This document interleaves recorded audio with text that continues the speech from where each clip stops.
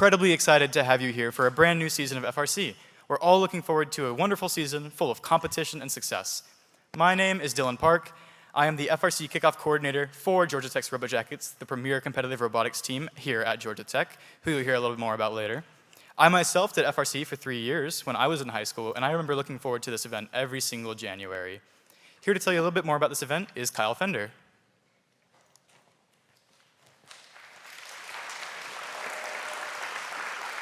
All right, good morning, guys. Welcome to the 2026 kickoff here at the beautiful Georgia Tech. How are you guys feeling this morning?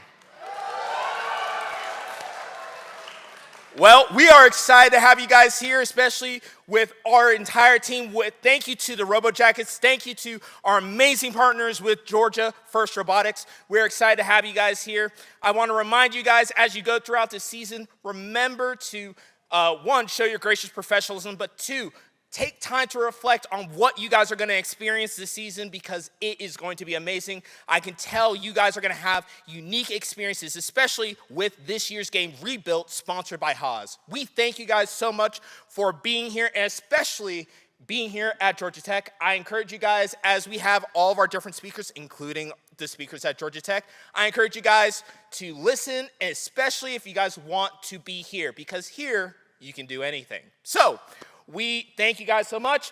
And to bring up our next person, I would like to introduce via video our president of the Board of Directors of GeorgiaFIRST, Brian Cooksey. Good morning, GeorgiaFIRST community. Welcome to Kickoff 2026 and the Rebuilt First Robotics competition game. My name is Brian Cooksey, and I have the privilege of serving as the president of the Board of Directors for GeorgiaFIRST Robotics. And on behalf of our board, we'd just like to thank you for being part of the FIRST community. Thank you for choosing to be part of the FIRST Robotics competition program. And we can't wait to see what you and your teams accomplish and achieve and demonstrate at competitions in March and April. I'd also like to extend my thanks to all the volunteers, whether they're mentors and coaches or people who will be volunteering at our competitions later this year. Thank you for being part of the FIRST community as well.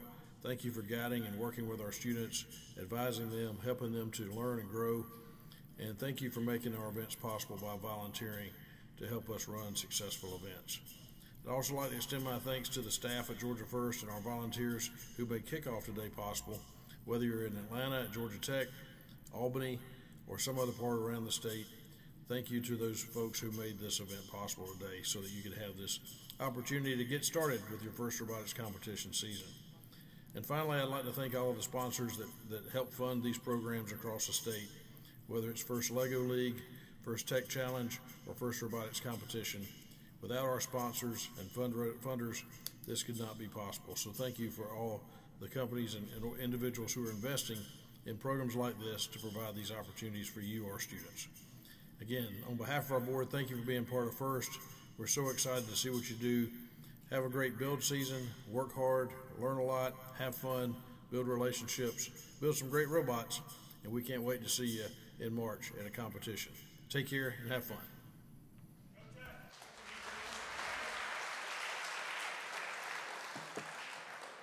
All right, good morning, teams. Did you guys like your workshops?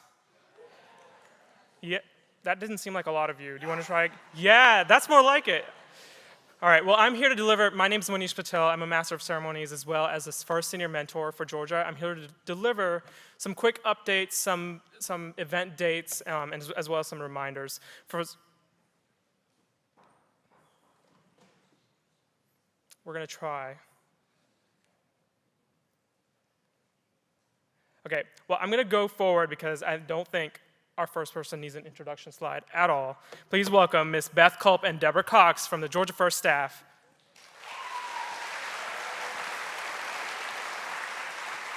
Ms. Beth Culp has been working with us for years. She is all things events and operations. Ms. Deborah Cox, who is all things sponsorships, fundraising, and takes care of our wonderful CTSO officers. So thank you to you both.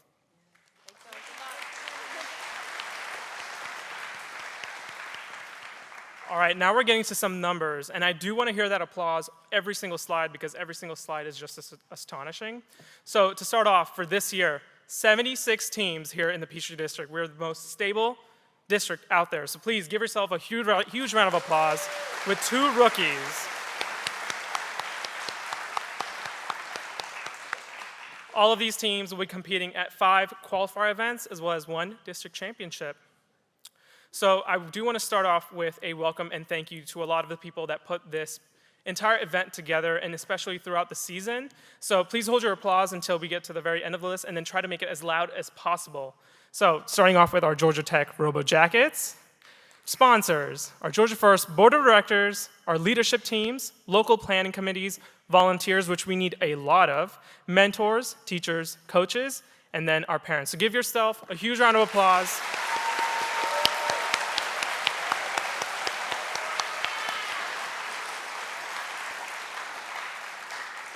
And then, as many of you may know, we have a satellite kickoff location that is streaming this exact live stream. So if you guys could make it really loud for them so they can hear it, down at FRC Academy, Albany, Georgia.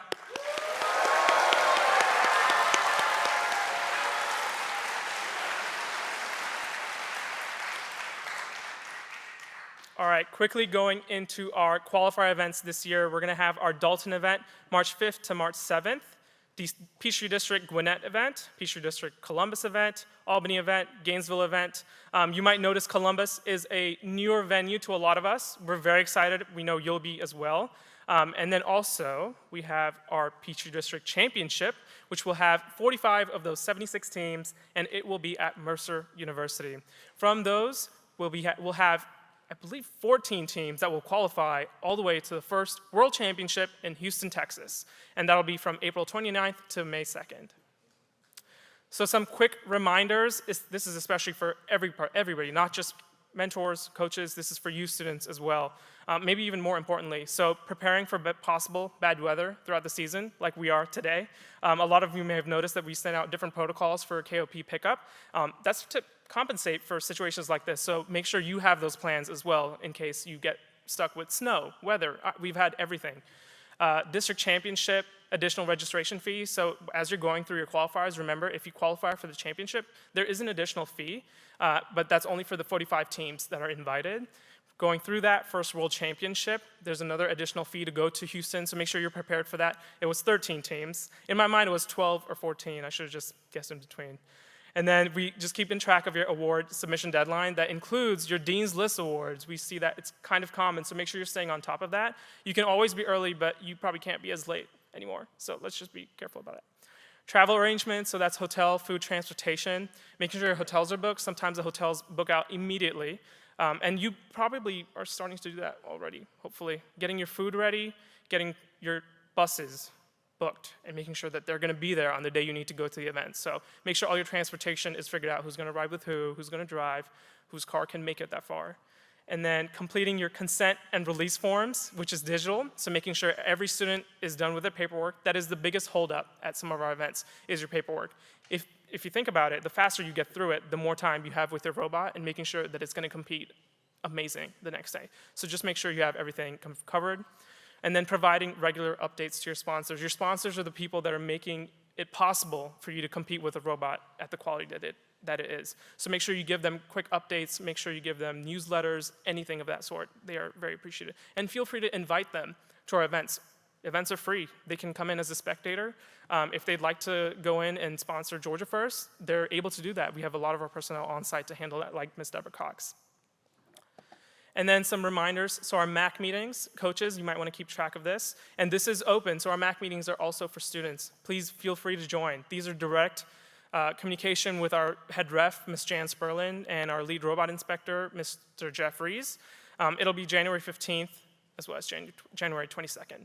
Symposium videos, I know a lot of you have been looking forward to that. We were just going through and making sure everything is up to code, everything is up to regulation, but they are all finally posted on our Georgia First Robotics YouTube page. And the link for that is going to go out on Peach Press if it has not already. And then talking about the Peach Press is our team updates and Peach Press e-blast. I'll start with the team updates. There have already been many changes that are very important for all of you teams to know, especially regarding communication around the field, communication with FTAs, how mentors can be involved in questions and answers for field-related rules.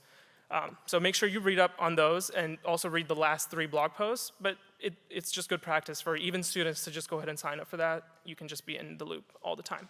And then Peach Press, also open to students. Peach Press has a lot of our amazing specific information for Georgia going out, and it's very critical that you stay up to date on those because, of course, at the level that we operate, we may have a lot of changes at a very quick point. So make sure you're in tune with that. And Peach Press is also where you'll find information about Dean's List deadlines, award deadlines, anything of that sort is going to be in Peach Press. So if you'd like, you can sign up with the QR code now. And again, this is for students, parents, coaches, anyone on earth that has a phone, which is everybody, I know that.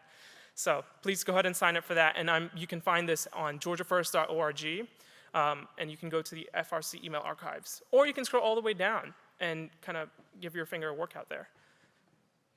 All right, and then the next, and I think the last one, is if you need help, we have an amazing resource at our disposal, Miss Lisa Hatch, who I know is watching, so please give her a huge round of applause.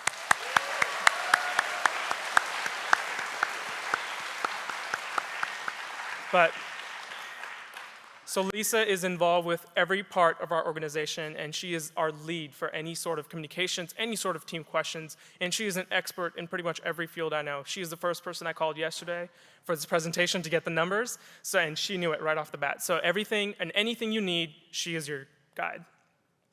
And then lastly, from everyone here, our board of directors, state leadership committees, local planning committees, our sponsors, and our partners, best of luck to you for Rebuilt 2026. So give yourselves a huge round of applause. Just keep that energy flowing.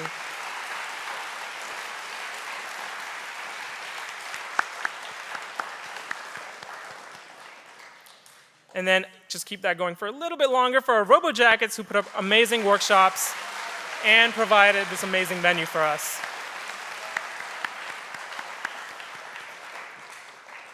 Next, I want to introduce a group you may have met already, but they're here all the time, our CTSO group. Our CTSO group.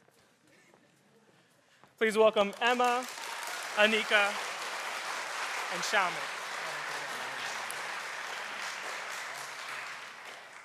Good morning, teams, mentors, volunteers, and everyone watching online. My name is Emma Gabara. I am the president of GeorgiaFIRST CTSO, and I'm a member of Team 6340 Maris Manatees. Next to me, I have Xiaoming Padaganti, your Vice President of Innovation from Team 8866 Innovation Robotics, and Anika Kailasam, your Vice President of Logistics from Team 4026 Decatur Robotics.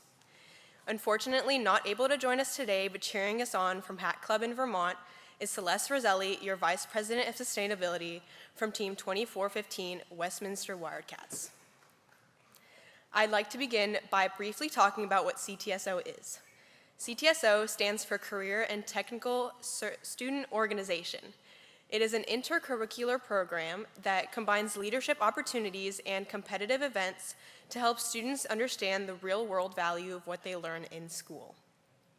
CTSO is a vital part of career, technical, and agriculture education, also known as CTAE, preparing students to be college and career ready and to step into leadership roles within their communities. Through conferences, service projects, and competitions, CTSO helps students build both technical and leadership skills that extend far beyond the classroom. For robotics specifically, we advocate for support and recognition of your skills and innovative spirit at the local, state, and even federal level in DC. I will now hand it over to Anika to talk about our Team Leadership Council.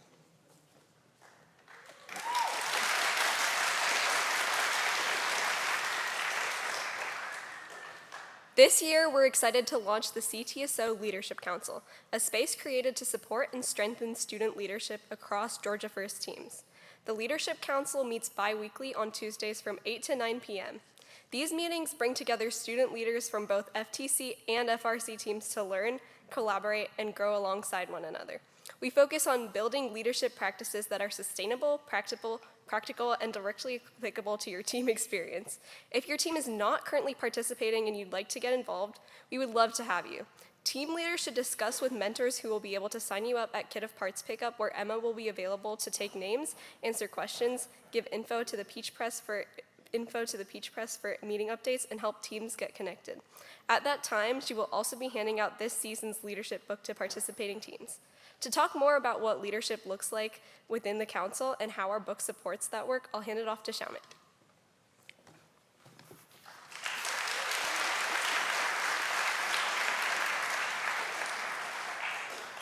So, at its core, the Leadership Council helps students become more intentional leaders within their teams. Meetings focus on real challenges teams face during the season, including communication, trust, accountability, motivation, and problem solving under pressure. To guide these conversations, we use a shared leadership book this year. This season's book, The 7 Commitments of a Great Team by John Gordon, explores what makes teams successful beyond technical skill, emphasizing purpose, positive leadership, and consistent habits. The book provides a common language for discussion while encouraging students to share their own experiences. Each team receives a new leadership book at Kickoff to build a growing leadership library. We look forward to seeing leaders across PCH join us at these Leadership Council meetings this season, which you can find in PCH Press.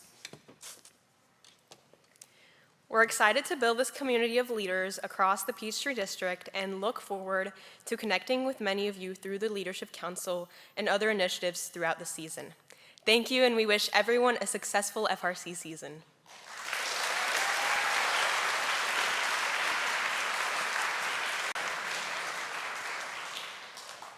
All right, raise of hands, how many of you were at our Macon District Championship last year? So you remember those film crews that were everywhere, and they were doing some great work, and we finally have the result.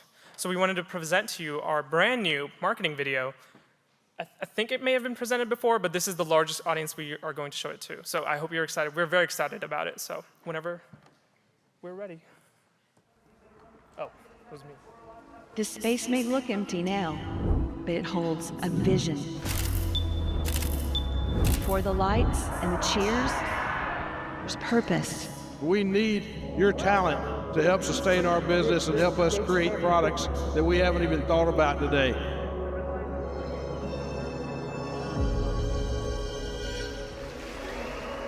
This is a competition like no other, and it starts right here. We are the builders. We build with bricks and circuit boards, dreams, deadlines, and business plans. We aren't just building robots. We're building the engine of our future, of Georgia's future. We connect schools, industries, and communities to power real opportunity. Opportunities we once thought were impossible. Yes, the stakes are high. The AI revolution is here, and corporations desperately need talent with new skills. But we're ready. We know it takes more than classrooms to build a future. It takes us together. We are engineering great humans first, because technology is only as strong as the people behind it. We're not just learning STEM, we're living it. We're aligning what we do in school with what Georgia needs now. I'm building a solution for problems that seem unsolvable. I built good humans. The future workforce for Georgia and my company through FIRST Robotics. I am building agency for my generation. Catalysts and change. Creative minds that are going to shape our future. The future of engineering and innovation. We're building the workforce of the future. People sometimes doubt the youth of today, but maybe they're looking at the wrong youth. Because we are building new paradigms, new expectations, shattering old stereotypes, engineering something way bigger than machines. I am a builder, and I am Georgia's workforce of tomorrow. I knew nothing about robots when I came, but I know where to find everything I need in myself and my community after competing on this team. I build because here, I found my second family and my purpose. Robots alone won't shape our future. The people who build them will. We are The builders. For my future prosperity. For your company's future workforce. For Georgia's continued economic success.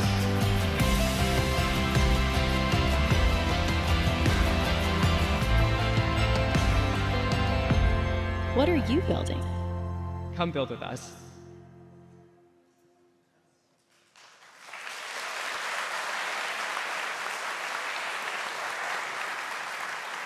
I'm gonna take that as a good sign. Did everyone like the video? Did you see yourself in there? There's a lot of common faces in there. And there's a lot more coming, so just hold on to that. But I do want to introduce our next guest, Mr. Chip McDaniel. And he's here to do something really fun. Can you guys guess what it is? Okay. They're giveaways. So please give him a huge round of applause and give Automation Direct a huge round of applause.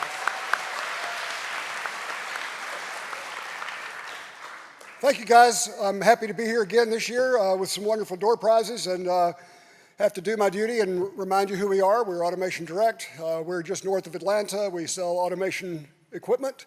A lot of these parts can be used on your robot.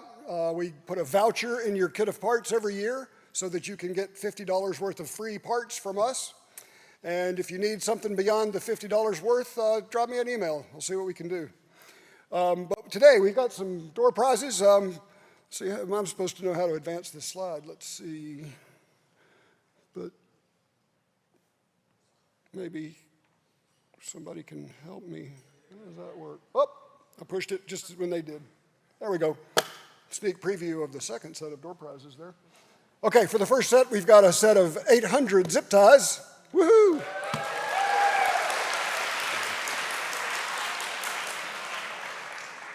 And the zip tie gun. Whoa, I'm sorry, I can't call it a gun. The zip tie tightening and cutting tool, yes.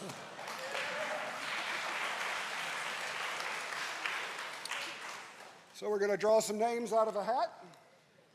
Oh, just one. Let's see if I got a helper here. This person on the front row. Hold my names out for us.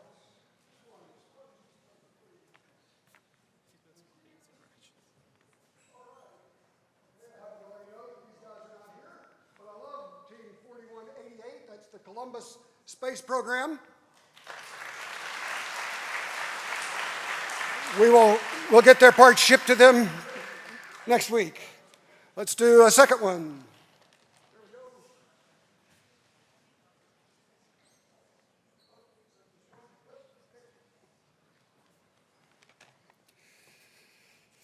All right, I've got team 8577. That's the Georgia Cyber Academy champions.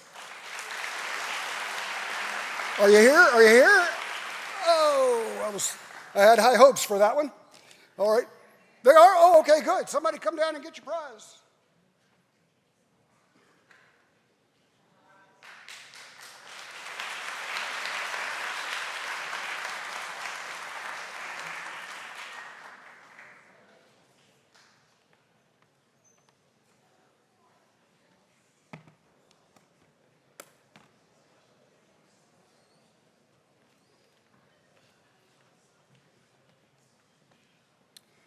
Okay, number 3.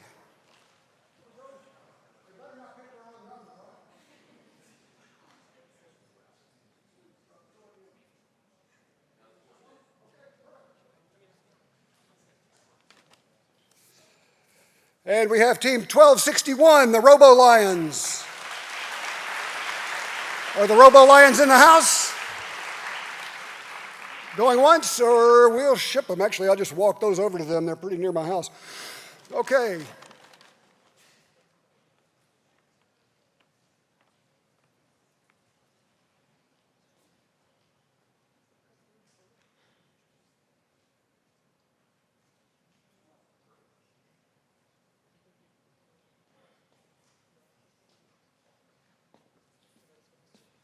Okay, I'm doubting these guys drove from Savannah, but is team 4701, the Warriors, team Wire, are they here?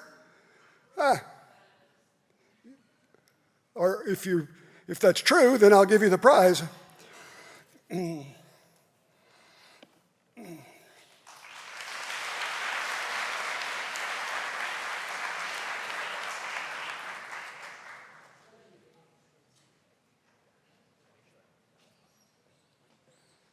All right, and I got a few hats. Who wants a hat?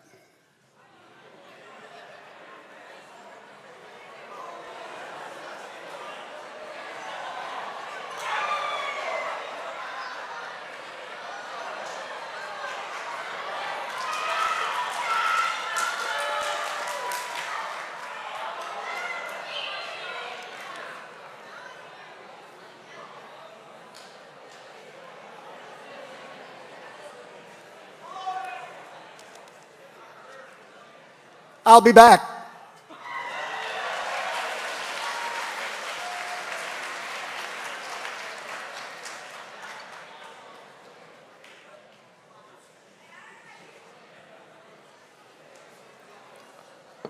For the next part of our kickoff, we have a very important speaker from IRIM at Georgia Tech, the Institute for Robotics and Intelligent Machines, Tony Chen. He is an associate professor with the George W. Woodruff School of Mechanical Engineering at Georgia Tech. He received his undergraduate degree at Georgia Tech and his master's and PhD at Stanford University. His work has won multiple Best Paper Awards at IEEE conferences, and his research focuses on bio-inspired and field robotics for manipulation and locomotion.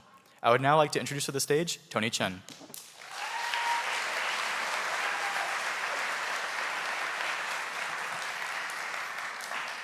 Hey, hello everyone. It's great to be here, and thank you, Dylan, for the kind introduction. So I'm a new assistant professor here. I actually got this job about a year ago. This is the beginning of my second semester here. So I'm actually really glad that I got this opportunity to speak to you guys today.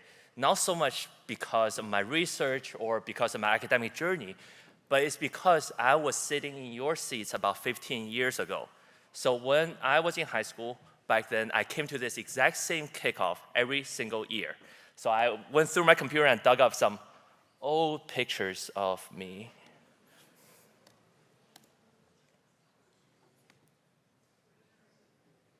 One second, technical difficulties.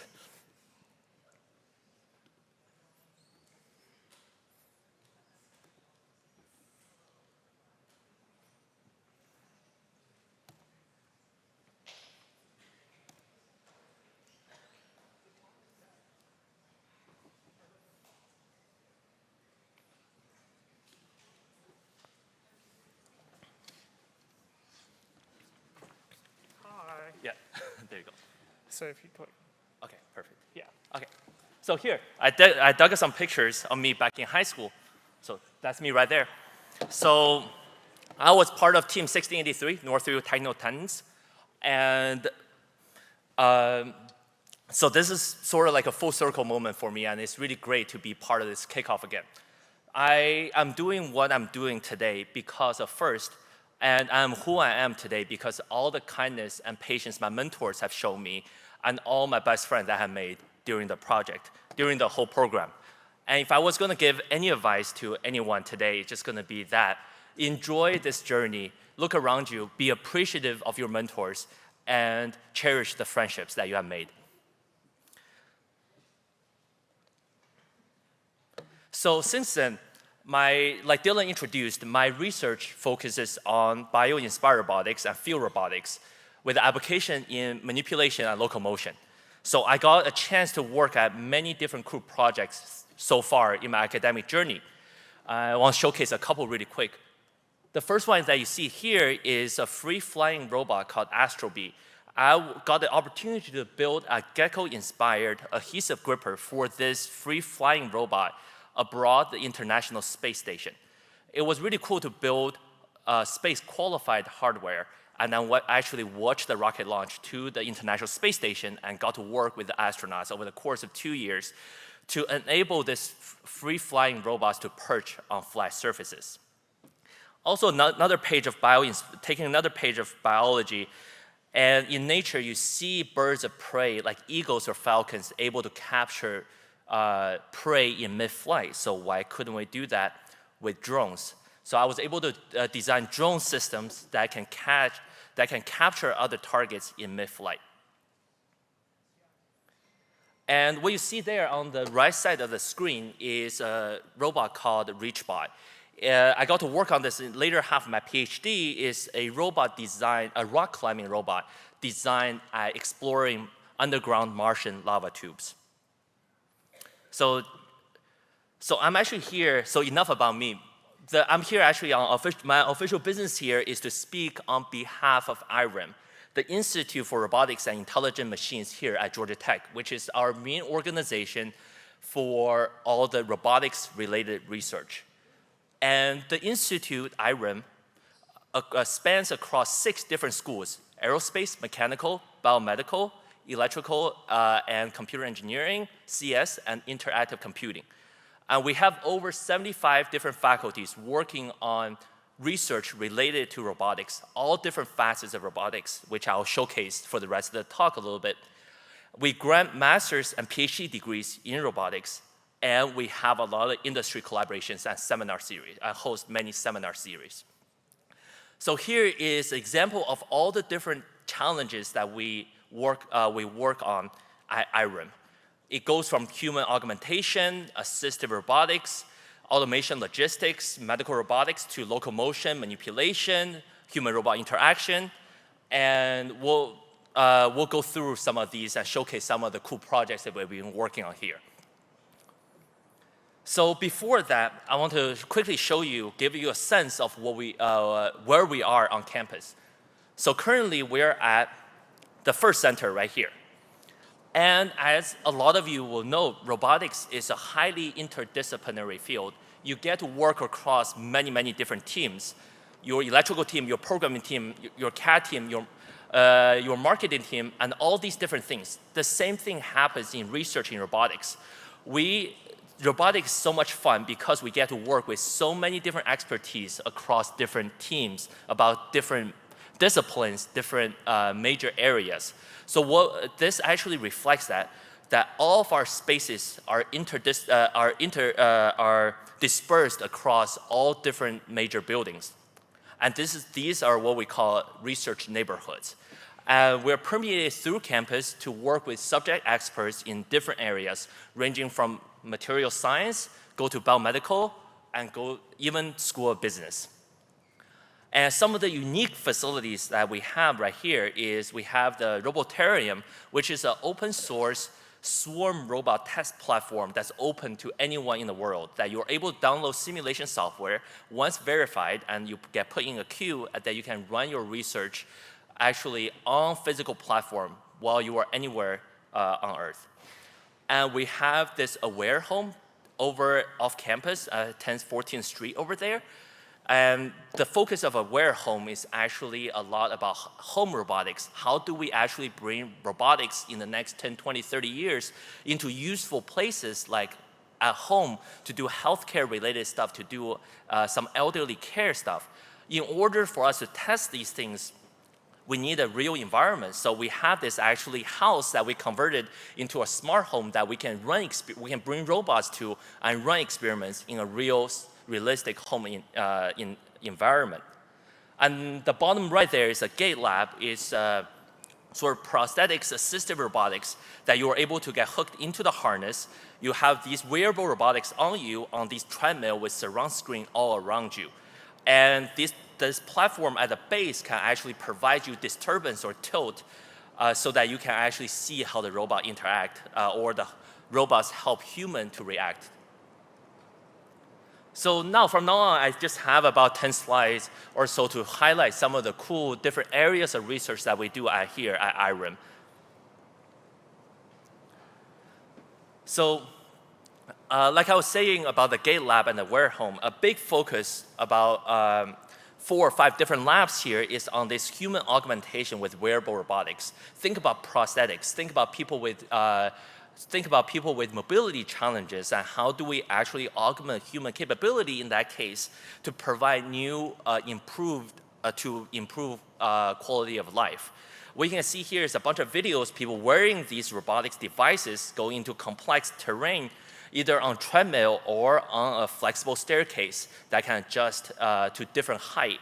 In these all different environments, you can actually sometimes see these tests being conducted everywhere on campus, just walking outside. And another focus is robots and human. And we're at an extremely exciting time for robotics, where it's starting to permeate through everyday life. And I personally believe that a big area of focus that's going to be immediately coming into effect in the next 20, 30 years is this healthcare and elderly care robotics.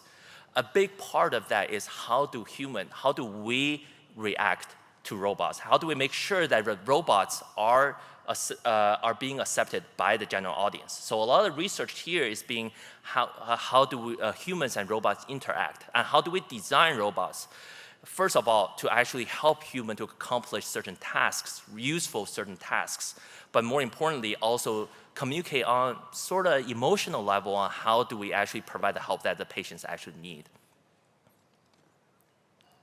And switching gear a little bit, we have robots that are working on agricultural applications. We're in Georgia, we're a big agricultural state. It's an extremely manual intensive field, labor. And so a lot of things that we work on here is also how can robots help this case. You can see here some clip of videos of a bipedal walking robot inspecting apple trees,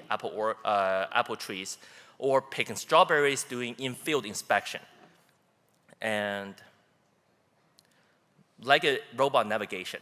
So we have these bipedal walking robots, and something that we take for granted as human, that we can walk, most of us can walk in a lot of different complex terrains, but that's actually an extremely hard challenge for some of these robotics platforms and even walking on uneven terrain. So we have a lot of research focused on these bipedal walking and what we call legged robot navigation.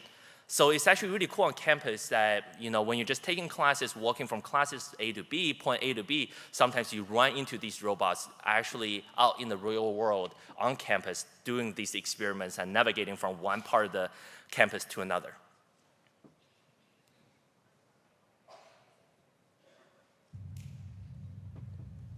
So this also applies to not just bipedal walking, legged motion, but also quadrupeds, what we call here, four-legged locomotion. And this is in combination with perception, with controls, and how do we have these quadrupeds navigate an extremely challenging terrain that's ever-changing. Because in order to bring robots into a human life, our environment is not static. And we play a big part of how does the environment change over time. And the robots need to be able to learn and adapt to work around human and to work with human. I'll let the video play out a little bit here. I think I still have about 5 minutes or so.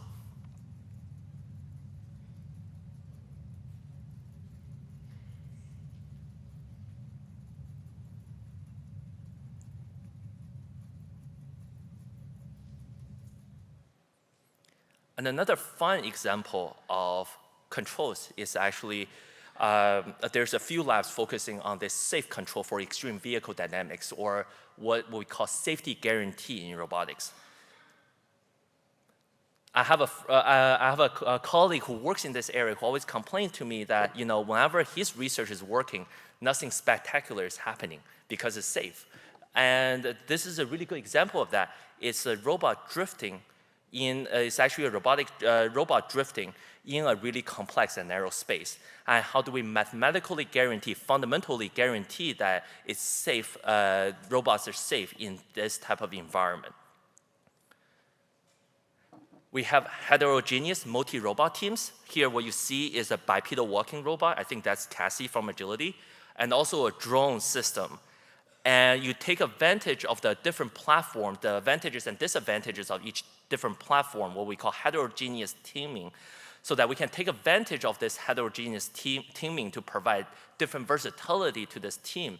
You can imagine in a search and rescue disaster response scenario, you need legged robots to go there to actually perform work, but you want to take advantage of these drones moving around, providing surveillance and also perception.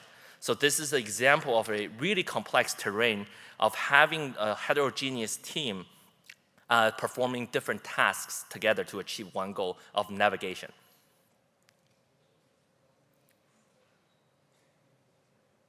So switching gear a little bit, this is a sort of slightly older video of a professor in our School of Physics. Dan Goldman studies the locomotion of animals in granular media, and how do we apply that to robotics. And this is like you can probably tell, it's a fairly old video of him studying the movement of a snake, and how do we actually apply that to what we call a continuum robot.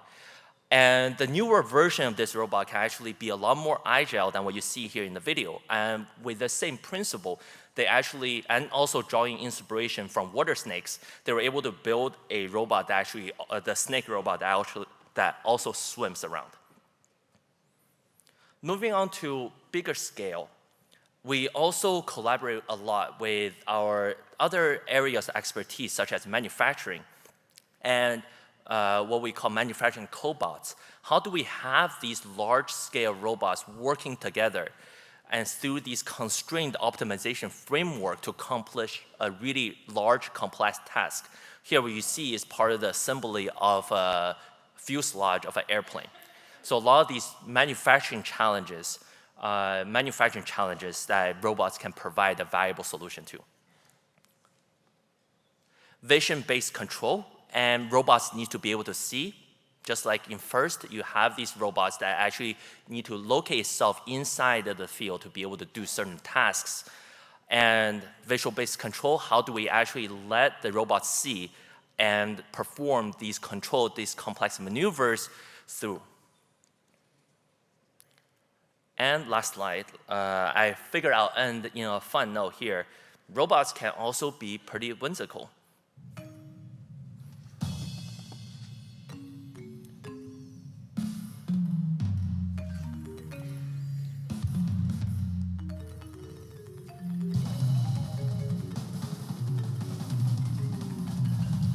There is only one place where great students and advanced technology strike just the right note.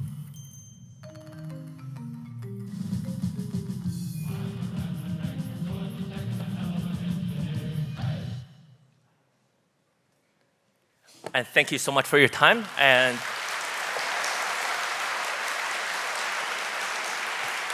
yeah. And I'll stick around. If you have any questions or stuff, feel free to come talk to me after the kickoff. I know you guys want to get on with it and see the game this year. So talk to you guys later.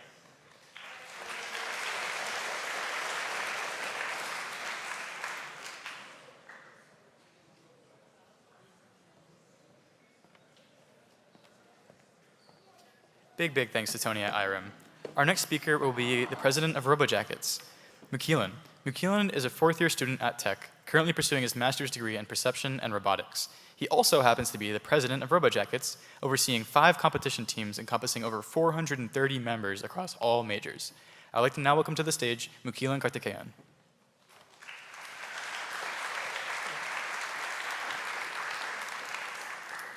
Hello. Welcome to Kickoff. In about 15 minutes, the game will be revealed. But before that, I wanted to prepare you for the season up ahead. As I said, I'm Mukeelan, and lately, I've been thinking a lot about trying to answer why robotics? Isn't it solved? Don't we have VLAs and world models? It seems like I can't go a single day without hearing about the new AI product that's going to solve your life. But there's a lot of problems that are still to be solved. So why work on robotics? For me personally, I believe it is nearly impossible to build robots and not learn to love life a little bit more. We spend countless hours learning and building systems that we, through millions of years of evolution, have perfected as human beings and through our consciousness. And we've been really good at it. Something like looking at a pencil and like figuring out how far it is and picking it up. Or even like, you are such a good generalist of a thing that a robot can't replicate. And so something as simple or mundane as a chore, like doing laundry, is an intricate achievement. It's a feat for general purpose robotics to do robustly. So if you're forced to reconsider the fundamental nature of how we think, that through understanding how things are built and working on them day in and day out, that trying to recreate it, we truly understand our brilliance. You're all here because you want to be, because you enjoy building cool things with cool people. To be a part of something that engages your curiosity. And I want you to hold on to that feeling.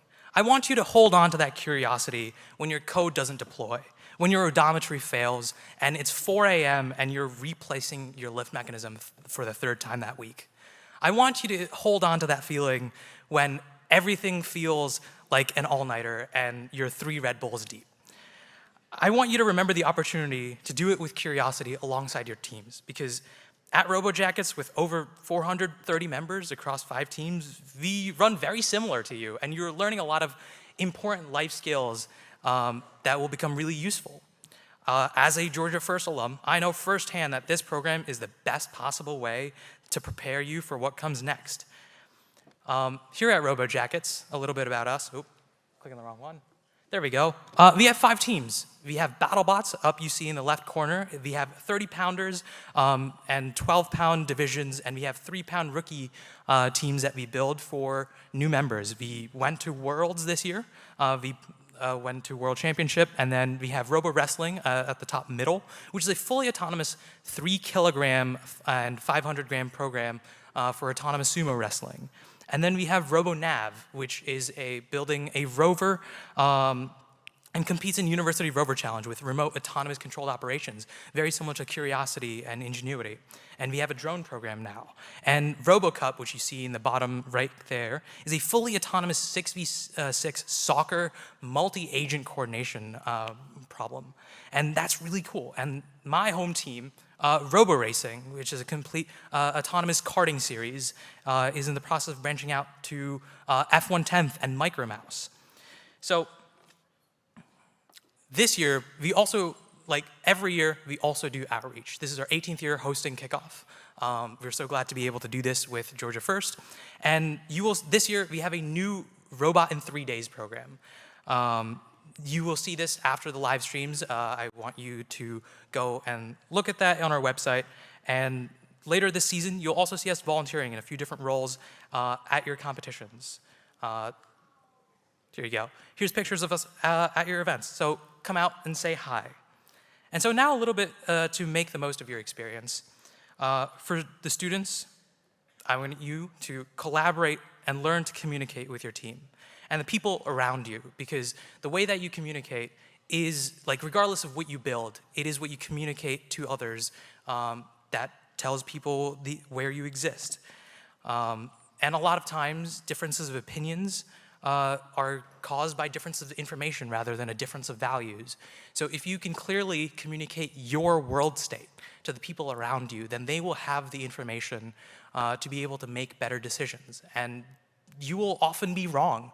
And I think failure is really great because you will never start back at square one. You will have more information than you began with.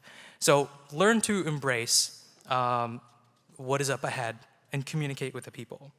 Don't be afraid to take initiative and explore new ideas. I know you all want to be cool engineers, and it's really difficult to get engineers to do PR and email, but look at the business side and get involved, learn something new. To everyone, particularly those of you on new teams, engage with the community. We're lucky to have such an amazing community here at the Peachtree District. Get out there and ask questions, whether you're at your competitions on the PCH Discord or on the forums of Chief Delphi. You'll be surprised how much information is out there and how fast you can go if you utilize it correctly. The best teams around are those that learn the most. Be curious, reach out to people. You can cold email and ask questions. And to any rookie members and teams, ease into this and immerse yourself. It can be overwhelming. There's a lot to learn. But know that you'll probably overestimate what you can do in a day and be surprised by what you can build in a year. So prioritize. Pick a few things and do them well instead of doing many half-baked ideas. Failure doesn't mean that you start over again. Don't be afraid of being wrong. Be afraid of not learning and always being wrong. So go out there, make mistakes, go out and win, communicate and learn. With all that being said, if you need any help with your design and build process, reach out to us at hello@robojackets.org. We'd be happy to set up design and review or consultation. We want to engage with the community here, and I hope to see you here at Georgia Tech and RoboJackets in the future. Thank you.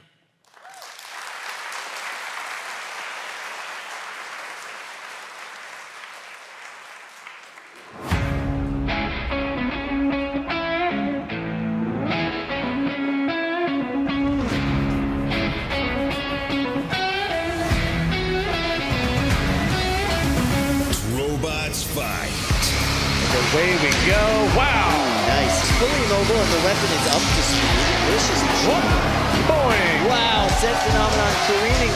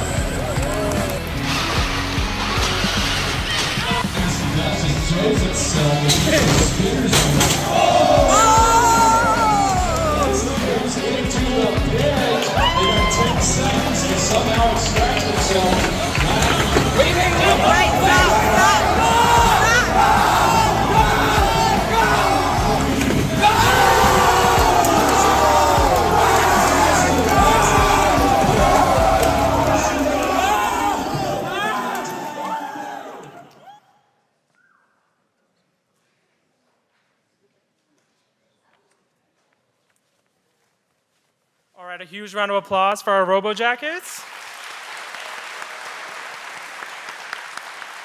And then I'd like to welcome back Mr. Chip McDaniel with some more giveaways and more hats, so everyone's happy here. They took my controller away. I was so good with it.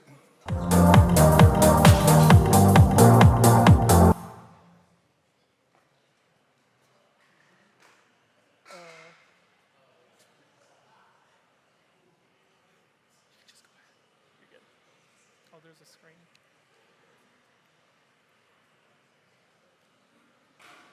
It's good now.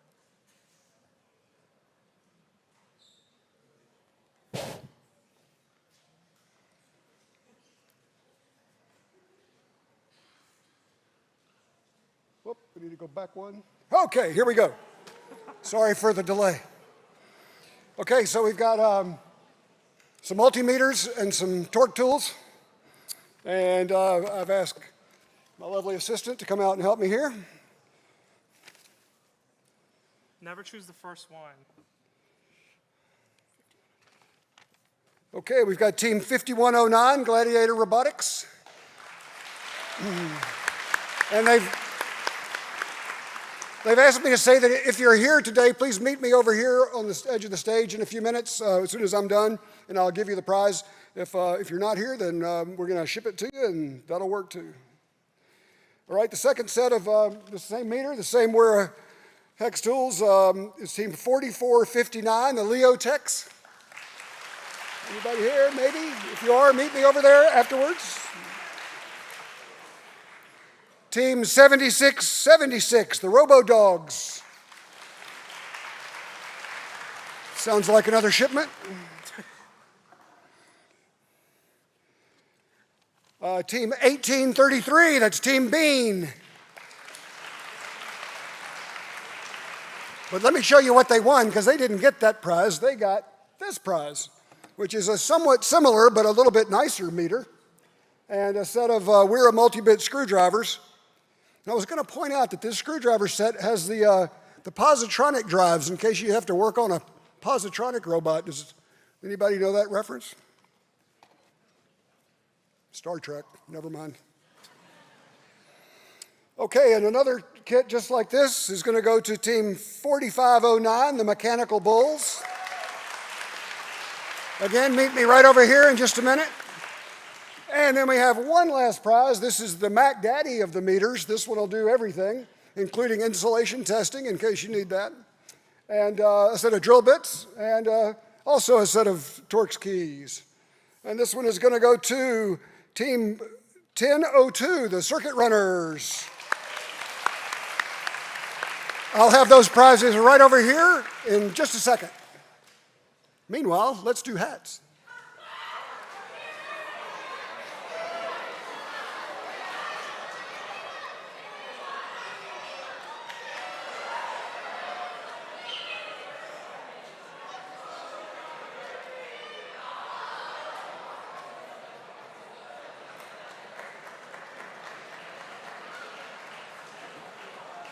Thanks, guys.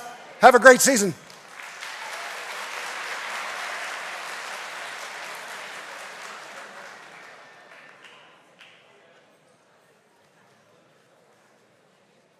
All right, now it's time for us to check in with First headquarters, see where they're at with their stream. It looks like we have 6 minutes left, so we have 6 minutes to mingle around, go use the restroom, and then buckle in until we get to the reveal. So now is that time. Keep in mind that's around 5 minutes until you should probably be back at your seats. Thank you.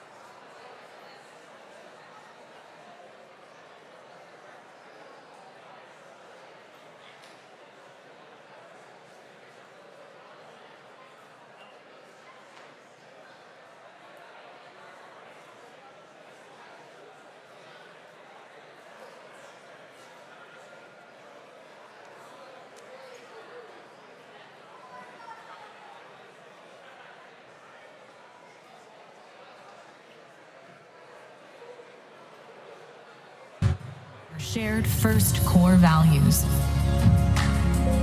Discovery, innovation, impact, inclusion, teamwork, and fun. Thank you, FIRST scholarship providers. Your scholarships provide a path to pursue higher education in STEM for FIRST alumni. Thank you, FIRST donors, volunteers, mentors, coaches, educators, parents, alumni, and all who give their time and support. Your donations make transformative experiences possible for FIRST participants and inspire the next generation of leaders and innovators. Your volunteer hours give students direct access to community, mentorship, and inspiration, shining a bright light on all their possible paths forward. Your coaching helps FIRST participants develop skills in problem solving, teamwork, communication, and leadership. To all the organizations and individuals who help to advance our mission, together we are inspiring young people to find a sense of belonging and realize their own possibilities.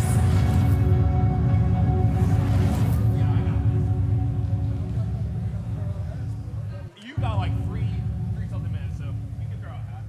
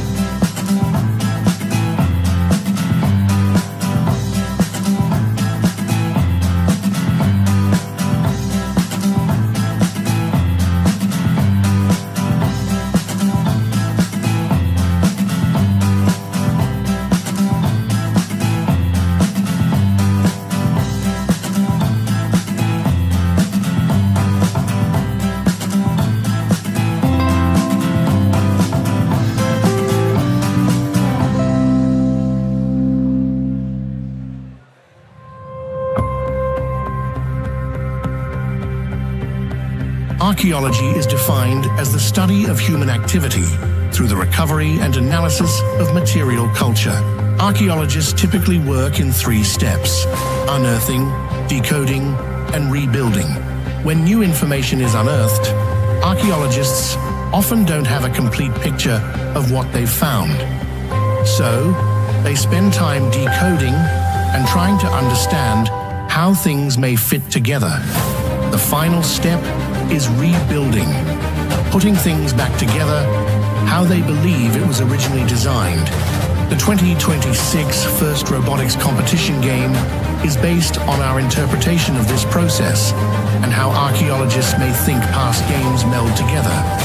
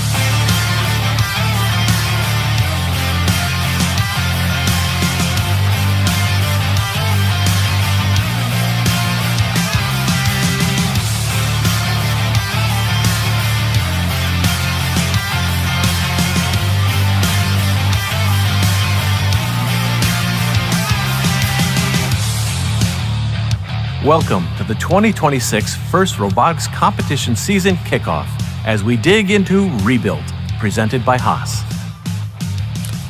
I'm Blair from FIRST, and we are honored you're joining us, regardless of whether it's 4 a.m. Sunday in Australia, 8 p.m. Saturday in Turkey, or noon here on the East Coast of North America. With over 140 local kickoffs taking place around the world, no matter where you're viewing, with your team or at home, you're part of the global FIRST community. We have more than 3,700 teams from over 30 countries competing in this year's exciting Rebuilt Challenge. This season, we're looking to the past to build the future, and we thought it appropriate to celebrate the FIRST core values, which FIRST was built on, by illustrating them with parts of our community. Our core values define how we do what we do. They are the foundation of FIRST and part of our commitment to fostering, cultivating, and preserving a culture of unity. It's all part of the archaeology-inspired season FIRST Age, presented by Qualcomm. As a company with a deep history in wireless communications and semiconductor technology discoveries, Qualcomm Incorporated is proud to partner with FIRST to inspire students to make their own discoveries and transform into confident leaders. Hello, FIRST Robotics competition teams. I'm Anya Shivnan, Vice President of Engineering at Qualcomm Technologies Incorporated. Welcome to Rebuilt, part of the FIRST Age season presented by Qualcomm. As we celebrate our 40th anniversary and look back at our history of revolutionizing technology, innovation has helped us achieve every milestone, allowing us to make our mark. We're also honored to celebrate 20 years of collaboration with FIRST. It's inspiring to see how you, the next generation of changemakers, are already harnessing today's technologies with creativity and purpose to shape the breakthroughs of tomorrow. To create impact for the future, you must reimagine the past, using your STEM skills, resilience, and ingenuity to uncover what's possible next. It's time to make your mark. Good luck, teams. A big thanks to Qualcomm. We're honored to partner with them for the FIRST Age season and grateful for their 20 years of continued support. The Rebuilt season wouldn't be possible without our presenting sponsor, the Gene Haas Foundation. The Gene Haas Foundation is all about building the future through innovation and industry. They're empowering you, the next generation of makers, engineers, and problem solvers, to discover new skills, explore bold ideas, and turn creativity into real-world impact. By funding FIRST teams around the world, the Gene Haas Foundation helps students unearth their potential and find exciting career paths in manufacturing and technology. The Gene Haas Foundation funds the most FIRST Robotics competition and FIRST teams total of any organization in the world. Their contribution to FIRST and FIRST programs is also why they are Founders Award recipients. So, let's hear it. Yell it out if your team has been powered by the Gene Haas Foundation. Make some noise. Impact is the core value defined as apply what we learn to improve the world. And if you're involved in FIRST, you're doing that every day. On the personal level, you're working on yourself, building skills, confidence, and relationships, and impacting those around you. On the global level, you're impacting the world by being part of a network of people like yourself, all working toward creative solutions and lifting each other up. Event volunteers, coaches, mentors, and all FIRST supporters are applying what they've learned to help prepare you to improve the world. As Woody used to say, quoting Isaac Newton, we stand on the shoulders of giants. Speaking of giants, FIRST founder Dean Kamen and his company have over 7,000 patents. He's a busy guy, and he has changed the lives of millions of people through his inventions, which range from numerous medical devices to FIRST. Who better to speak about impact than Dean? To me, impact is really a measure of how much you've been able to change people's lives. I started making medical equipment when I was still in high school, and my older brother was going through medical school, and his specialty was pediatric oncology, babies with cancer. And he'd come home very frustrated that he thought he could develop new therapies to treat and save these babies, but he needed very small doses, precision doses of medication, and there was no way to do it back then. So I go into my parents' basement and I build them little devices that could deliver tiny, tiny amounts of drug to babies. And once I saw that it was working, I just decided I'd spend the rest of my life trying to do things that could make life better for other people. And in my case, since it's almost all medical products, it's a way to measure how much you've improved the quality of life for people, whether it's with diabetes, one of our new insulin pumps, or whether it's somebody with end-stage renal failure and they need our home peritoneal dialysis machines or our newest home hemodialysis machines. We made a device that would make clean water out of just about anything. We got the help, ironically, not of a medical company, but of the Coca-Cola company. We helped them build a product that they want. They've helped us put a product that could help kids all over the world get clean water. But I would have to say, even compared to scale like that, my favorite invention, and I think the legacy and the most important invention I've ever come up with is FIRST. If the critical ingredient to improving quality of life in every generation is invention, why don't we find a way to invent inventors? That's what FIRST does.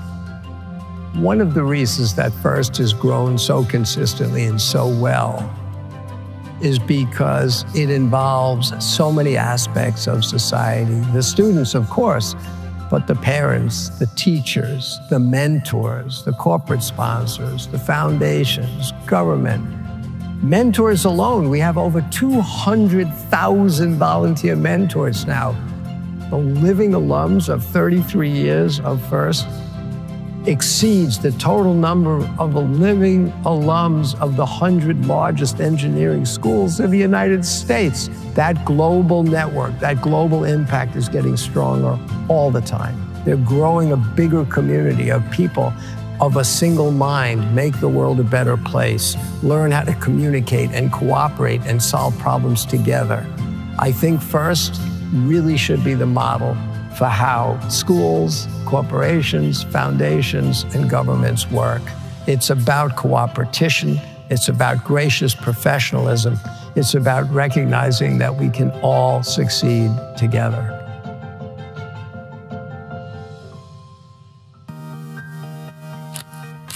Thanks, Dean. Inventing inventors will certainly make the world a better place. Another invention associated with FIRST, which Dean mentioned, making a daily impact on you and others, is gracious professionalism. Gracious professionalism is the ethos of FIRST and expressed through the FIRST core values. And we are indebted to Woody Flowers for making this the bedrock of FIRST and the principle that sets FIRST apart in the world of competitive robotics. When you're having fun and competing hard this season, at a team meeting or a competition, be sure to embody gracious professionalism to uphold Woody's legacy and carry it forward. The highest award in FIRST robotics competition is the FIRST Impact Award, recognizing the team that best exemplifies a model for other teams and best embodies the mission of FIRST. Team 5985, Project Bucephalus, are the 2025 season winners. Recently, CEO of FIRST, Chris Moore, visited the team in Australia to see firsthand what makes this team so unique and special.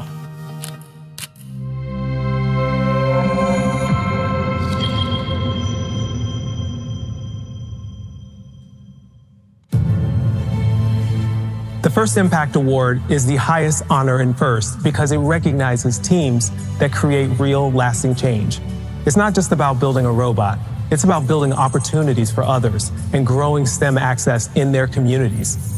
I'm here in Wollongong, Australia, to celebrate the 2025 First Impact Award-winning team, Project Bucephalus. Project Bucephalus is a community-based team. They are known for creating an environment of belonging. In fact, they embody everything that is FIRST. They lift up others, open doors to STEM for everyone, and help make their community better. By their own admission, this team is the underrepresented and remote, the refugees, the immigrants and indigenous, the disabled and dismissed. They are the misfits, the isolated and the bullied. Let's meet them. Congratulations, Team 5985, Project Bucephalus.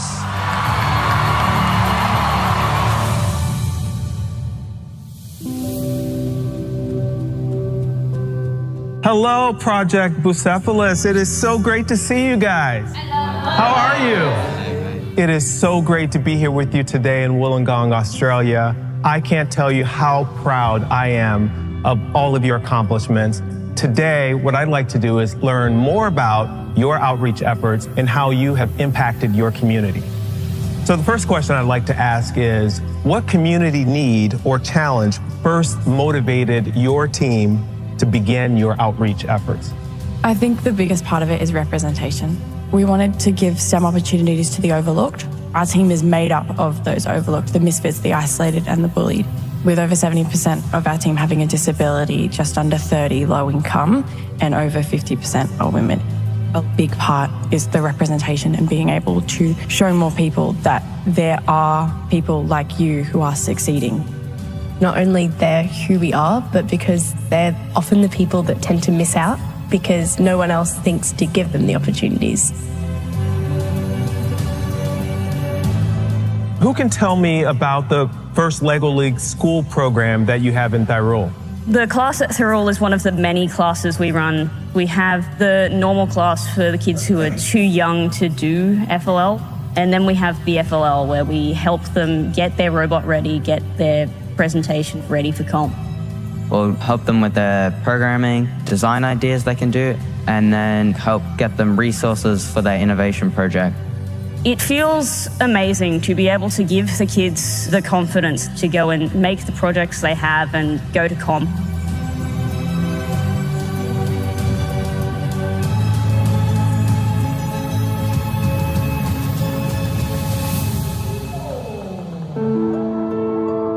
What advice would you give to some of the younger, up-and-coming First Lego League teams and First Tech Challenge teams to follow in your footsteps? The message I'd love to give other teams is that you don't have to make the people for the team, you can make the team for the people. We always had wanting to be a Hall of Fame team as a goal, but it wasn't the main goal we were striving towards. Our main goal was making our community a better place and connecting the community through FIRST and its principles.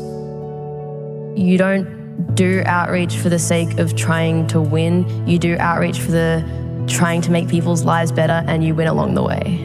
It's an award, not a reward.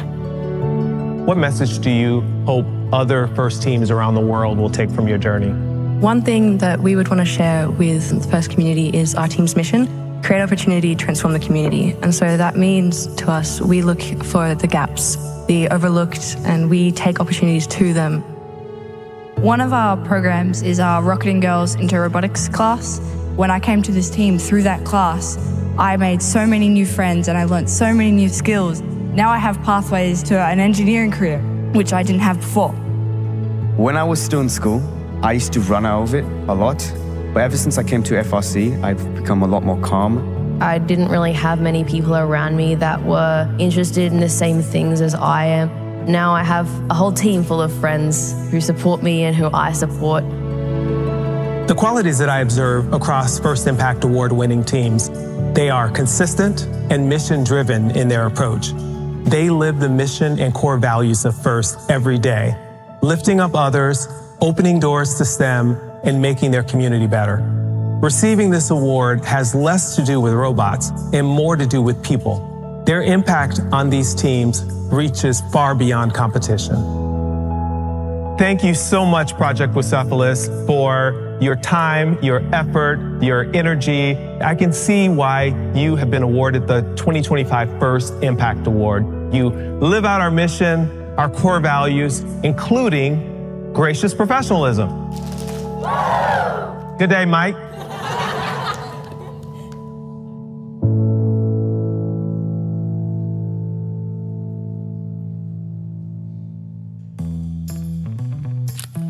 This team's open door policy and commitment to helping others propelled them into the Hall of Fame.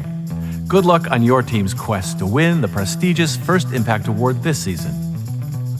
First builds skills that spark careers and creates a community you will stay a part of long after high school.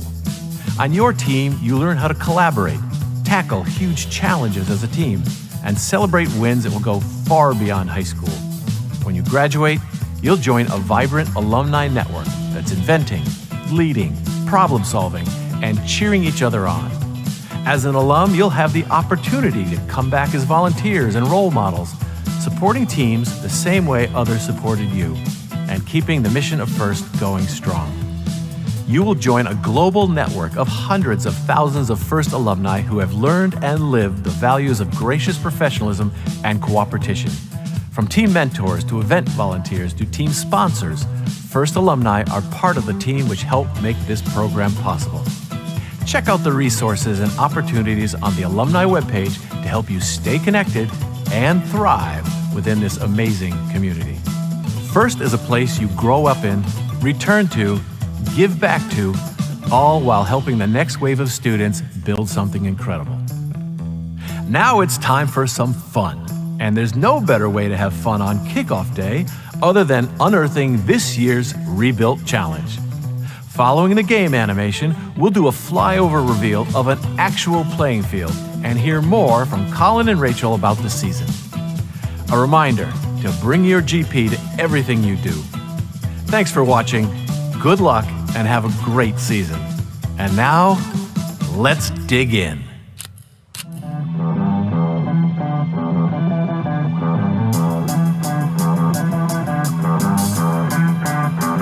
Welcome to the 2026 FIRST Robotics competition game, Rebuilt, presented by Haas. Two alliances of 3 teams each compete to earn points by scoring fuel in their active hub and climbing their tower.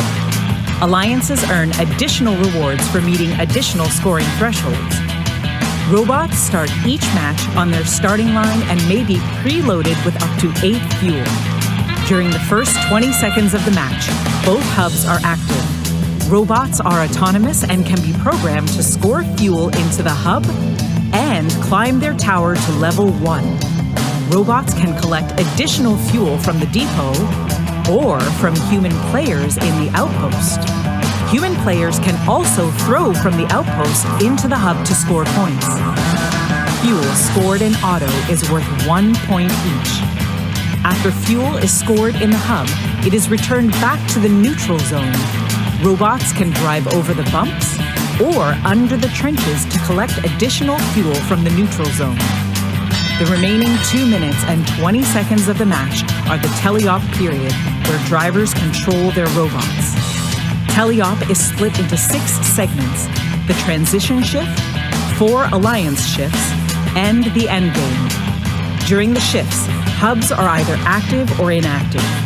Each fuel scored in an active hub is worth 1 point. To start teleop, both hubs are active for the 10-second transition shift. Next are the alliance shifts. The alliance that scores the most fuel in auto will have their hub inactive for the 25-second duration of alliance shift 1. The opposing alliance hub will be active during this time. For the next shift, the hub status will switch, and the hub that was inactive will become active. The hubs will continue to alternate for alliance shifts 3 and 4 as teams continue to collect fuel and score it in their hub while it's active. Last is the endgame, where both hubs are active for the final 30 seconds of the match. Teams that can score enough fuel in their hub to meet the energized threshold will earn a ranking point. Teams that score enough fuel in their hub to meet the supercharged threshold will earn an additional ranking point. As time runs out, teams return to climb their tower. A robot that can climb to level 1 will earn 10 points. A robot that can climb to level 2 will earn 20 points. And a robot that can climb to level 3 will earn 30 points. An alliance that can earn enough tower points from robots climbing in either auto or teleop will earn the Traversal ranking point. The alliance that earns the most points overall wins the match.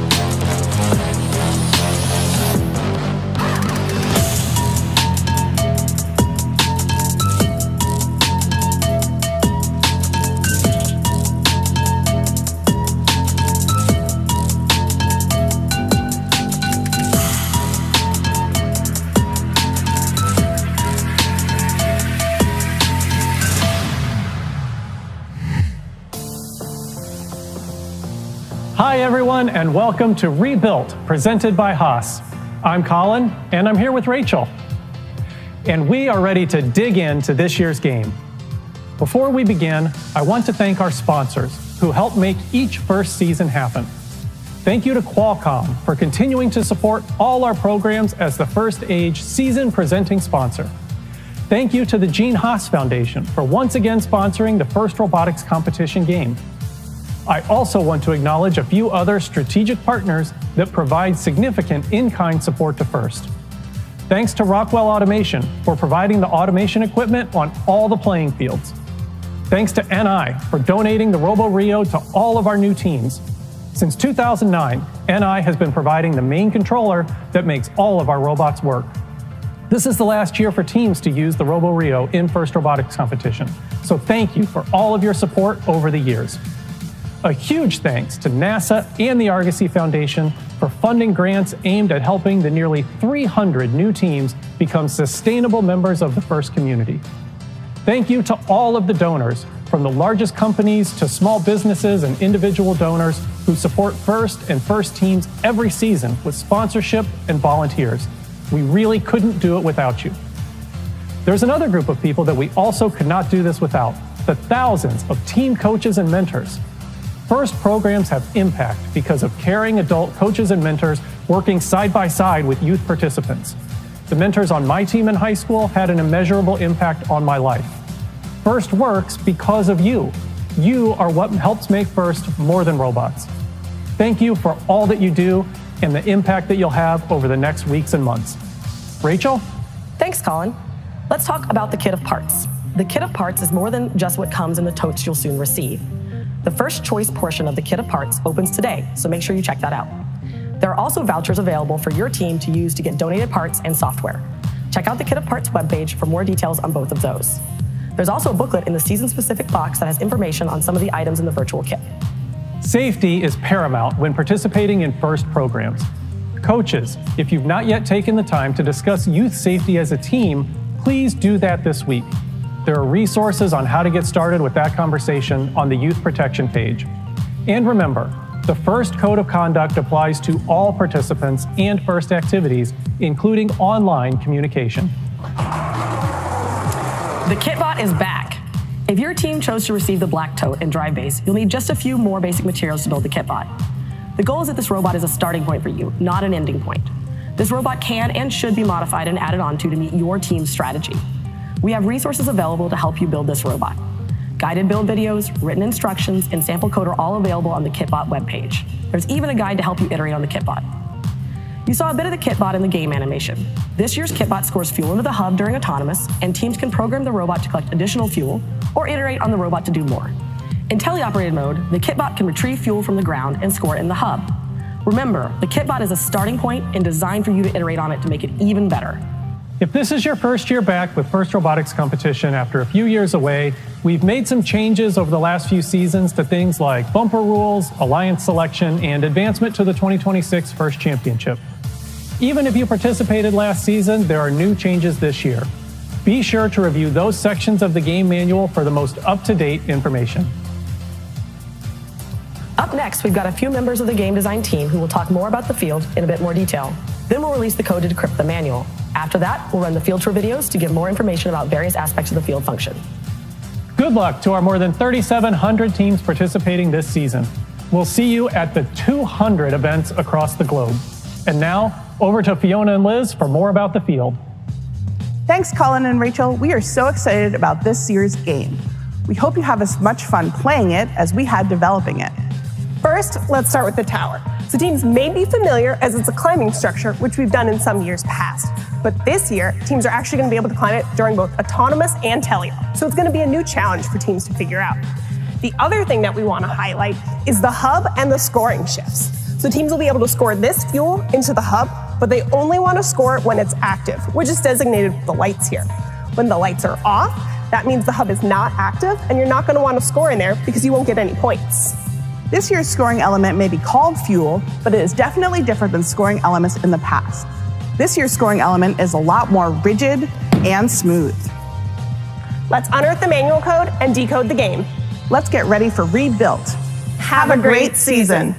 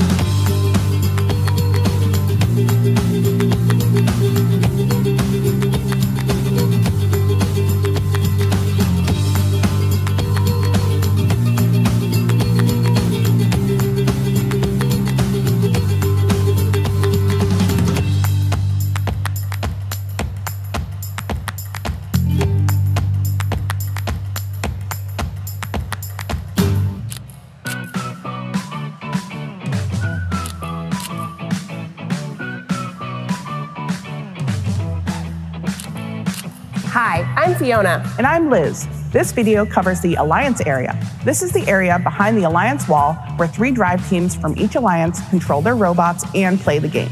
Each of the 3 driver stations has a shelf for the team's operator console. On the shelf is a strip of loop tape for teams to utilize. We highly recommend that all teams add hook tape to the bottom of their operator console to help to prevent it from sliding off the shelf as robots hit the wall. New this year, there is a sponsor panel in each driver station. This panel is 6 inches tall. Every driver station is equipped with an Ethernet cable, which connects your computer to the field management system. There's also an AC outlet with a 2-amp fuse in case your operator console needs power. Also on the driver station shelf is an E-stop and an A-stop. The E-stop button lets you disable your robot during a match. If the E-stop is pressed, your robot will be disabled for the rest of the match. When pressed, the button will stay in the down position and the amber light in the driver's station will illuminate. The A-stop lets you disable your robot in auto, but not for the whole match like the E-stop. If the A-stop is pressed, your robot will remain disabled for the rest of auto, but will be re-enabled for teleop. When the A-stop is pushed, the amber light in the driver station blinks.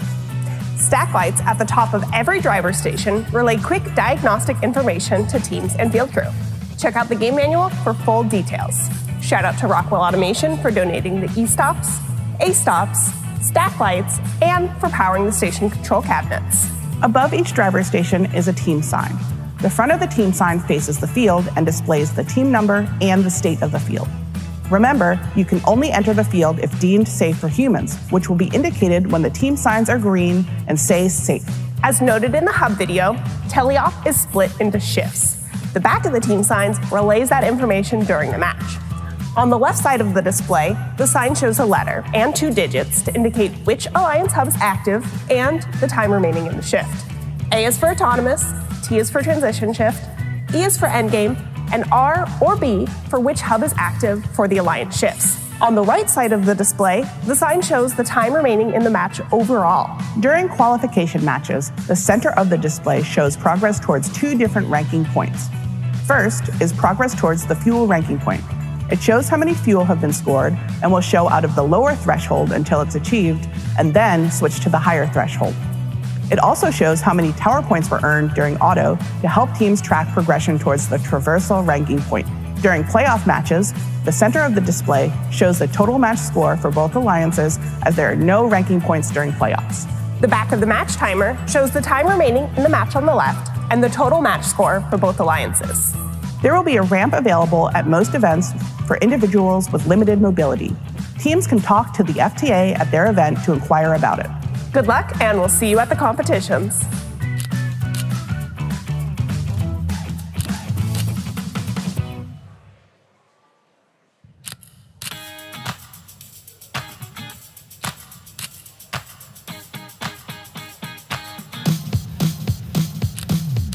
Hi, I'm Liz, and I'm here to talk about the depot. The depot is made out of 1-inch tall steel tube and located on the floor in the Alliance zone in front of the driver's station. At the start of the match, there are 24 fuel located on the floor for teams to access during auto. Fiona is over by the outpost, where teams can also access fuel. The outpost is where human players can enter fuel onto the field, load their robots, and receive fuel from their robots. There is 1 outpost for each alliance on their side of the field, located next to Driver Station 3. There are 2 April tags on the outpost for field orientation and targeting. See the field dimension drawings for exact dimensions and details. At the start of the match, there are 24 fuel loaded into the chute. There are 2 ways that human players can enter fuel onto the field. Human players can operate the chute door by grabbing the handle and pulling down to rotate the door 90 degrees. Or they can be thrown onto the field from the outpost area. Yes, this means humans can try to score additional fuel into the hub. During the match, robots can push fuel back to the human player through the bottom opening in the outpost to the crowd. Teams may use this if they cannot pick up fuel or to give more fuel to their human players. Humans need to be careful about grabbing fuel in the corral and should not reach past the Alliance-colored tape line. There's a step stool available at events for human players who want something to stand on when placing fuel into the field. Again, human players should be careful not to extend past the Alliance-colored tape line while the chute door is open, and should be careful. All right, we're going to cut this question segment a bit short because we have some important information regarding pickup. But first, I'd like to thank all of you for attending this kickoff. Thank you very much. I really appreciate it. All of us at GeorgiaFIRST and RoboJackets also sincerely appreciate your attendance. We're glad that you came to go see such an amazing, fun game, and we hope that you all have wonderful ideas now that you'll be able to implement on your bots shortly. So we have some important information regarding today's kickoff, or kit of parts pickup. Due to the inclement weather, we have a different plan than usual. It was sent out to all of you team leads, mentors, but the gist is, I'll reread it again.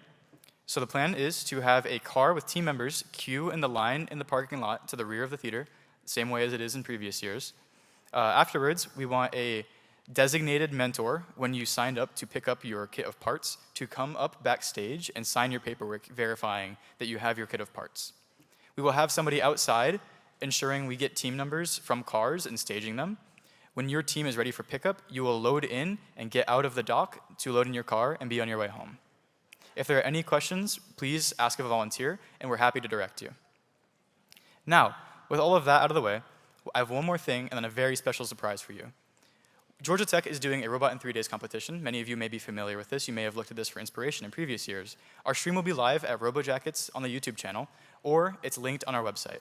So tune in if you'd like. Maybe you can get some ideas. We're streaming the entire design and build process. But for now, we have a